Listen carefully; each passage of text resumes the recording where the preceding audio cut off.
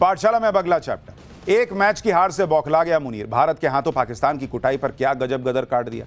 इधर मैच में हार, उधर पाकिस्तान की नई मुसीबत। इमरान खान की आंखें छीनने वाले मुनीर के खिलाफ दुनिया ने मोर्चा खोल दिया। क्या हिंदू विरोधी कट्टरपंथी मोहम्मद यूनुस की फुल बेइज्जती के साथ विदाई। जाते जाते भी भारत विरोधी क्या नौटंकी कर गया, वो आज आपको दिखाता हूं। भाई कई बार हम मजाक मजाक में कह देते हैं कि अरे फलाने का तो बैड लक ही खराब चल रहा है, लेकिन पाकिस्तान ऐसा देश है जिसका लक खराब नहीं है, बल्कि इनकी सोच, समझ, पैदाइश, हरकतें सब इतनी बैड हैं कि लक क्या ही गुड हो सकता था। ऑपरेशन सिंदूर में मिली हार के बाद से मुनीर अंदर ही अंदर सुलग रहा है। और अब T20 वर्ल्ड कप में भारत ने जिस तरह से पाकिस्तान का मोर बना दिया, कंबल कुटाई कर दी, पाकिस्तान में कोहराम मचा है और मुनीर तक अलबलाया घूम रहा है। अच्छा, ऑपरेशन सिंदूर में पड़ी मार को तो झूठ के प्रोपेगेंडे से ढक लिया था मुनीर ने, लेकिन क्रिकेट मैच तो लाइव आता है, वहां झूठ बोले तो बोले कैसे। सोशल मीडिया पर मीम वायरल होने लगे, जिसमें मुनीर की आर्मी के अफसर्स पाकिस्तानी क्रिकेटर कप्तान सलमान आगा से पूछ रहे हैं कि तुम हार कैसे गए, मतलब ऐसा दिखा रहे हैं कि हम तो नहीं हारे थे। तो वो गाली देते हुए कह रहा है कि भाई हमारा मैच कैमरे पर लाइव आता है, रिकॉर्ड होता है, दिखता है लोगों को लाइव, तुम्हारी तरह झूठ थोड़ी बोल सकते हैं। इसी वजह से मुनीर इतना फ्रस्ट्रेट हो रखा है कि एक मैच की हार के बाद पाकिस्तान में अलग लेवल का गदर छिड़ गया है। इसी बीच मुनीर पर एक और मुसीबत आ गई। यह मुसीबत है इमरान खान को लेकर। मुनीर ने इमरान खान को जेल में टॉर्चर करके अंधा कर दिया लगभग। तो इमरान खान के लिए मुनीर के खिलाफ दुनिया में मोर्चा खुल गया। मुनीर से इमरान खान की आंखों का हिसाब मांगा जा रहा है। मुनीर की हालत इसलिए भी खराब हो रही है क्योंकि बांग्लादेश में उसने यूनुस जैसे कट्टरपंथियों को प्यादा बनाकर जो खेल खेलना चाहा, वो खेल भी निपट गया। बांग्लादेश में तारिक रहमान के शपथ ग्रहण के साथ मुनीर के कट्टरपंथी मददगारों और मोहम्मद यूनुस और जमात का गेम ओवर हो गया। ट्रंप की चापलूसी काम नहीं आई। आज पाठशाला में आपको दिखाता हूं बौखलाया मुनीर अपनी छीछा लेदर से बचने के लिए कौन सा खौफनाक प्लान तैयार कर रहा है। लेकिन पहले एक झलक देखिए।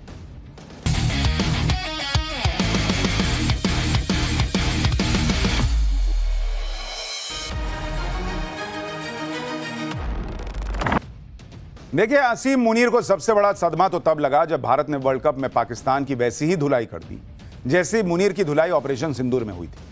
मुनीर पर पहले ही पाकिस्तानी पब्लिक का गुस्सा था कि वर्ल्ड कप खेलने के लिए मना क्यों किया, मना किया था तो फिर खेलने को राजी क्यों हुए, खेलने को राजी हुए तो इतनी बुरी तरह क्यों पिटे।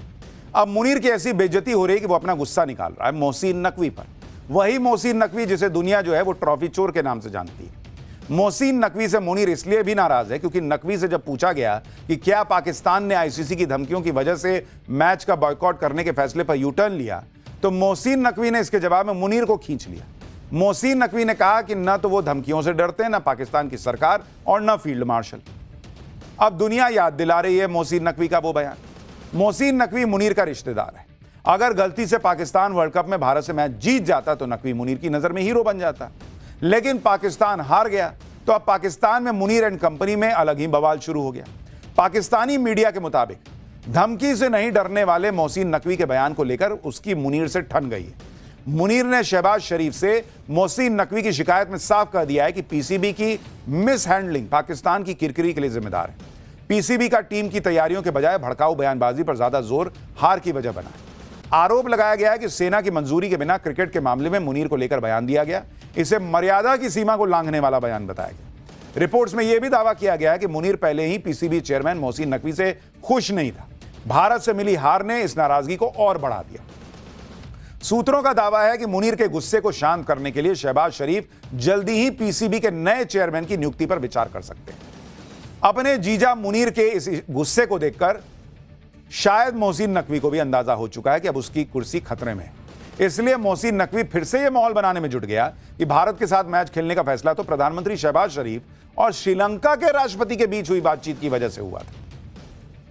यानी ये बेशरम व्यक्ति एक तरीके से श्रीलंका के राष्ट्रपति को यह बता रहा था कि आपने बोला हम खेले इसलिए हार गए। भारत के हाथों में मैच में जो हार मिली उस बीच मुनीर के लिए नई मुसीबत भी खड़ी हो गई। पूरे पाकिस्तान में जेल में बंद पूर्व पीएम इमरान खान के समर्थन में प्रदर्शन शुरू हो चुके हैं। इमरान समर्थक सड़कों पर उतरे हुए। मुनीर वर्सेस इमरान खान का चैप्टर खुल चुका है। अदियाला जेल तक सिमटी लड़ाई अब पाकिस्तान की सड़कों पर फैल चुकी है। इमरान खान की आंख के बदले मुनीर की आंख मांगी जा रही है। कहीं बाइक रैली निकल रही है, कहीं सड़क पर ही धरना देने बैठ जा रहे हैं लोग, कहीं टायर जलाए जा रहे हैं, कहीं इमरान समर्थक सुरक्षा बलों से भिड़ जा रहे हैं। इमरान खान के सपोर्ट में पाकिस्तान के हर शहर में धरने प्रदर्शन हो रहे हैं। इमरान को जेल से बाहर निकालने के लिए नारेबाजी चल रही है। प्रदर्शनकारियों का टारगेट मुनीर है। मुनीर पर जेल में बंद इमरान खान को अंधा करने का आरोप लग रहा है। सुनिए प्रदर्शनकारी क्या कह रहे हैं, फिर आपको बताता हूं कि मुनीर के खिलाफ और इमरान खान के समर्थन में दुनिया भर में मोर्चा कैसे खुल गया है। इमरान खान को लेकर पाकिस्तान में ही नहीं पूरी दुनिया में माहौल बना हुआ है। वर्ल्ड क्रिकेट में अपने देश के कप्तान रह चुके 14 पूर्व क्रिकेटर भी इमरान खान के समर्थन में उतर आए। इन सभी क्रिकेटर्स ने पाकिस्तान के पीएम शहबाज शरीफ को चिट्ठी लिखी है। चिट्ठी लिखने वालों में भारत के पूर्व कप्तान सुनील गावस्कर और कपिल देव शामिल हैं। ऑस्ट्रेलिया के पूर्व कप्तान Allan Border, Steve Waugh, Greg Chappell, Ian Chappell और किम ह्यूज। इंग्लैंड के पूर्व कप्तान Mike Atherton, Nasser Hussain, Mike Brearley और डेविड गावर।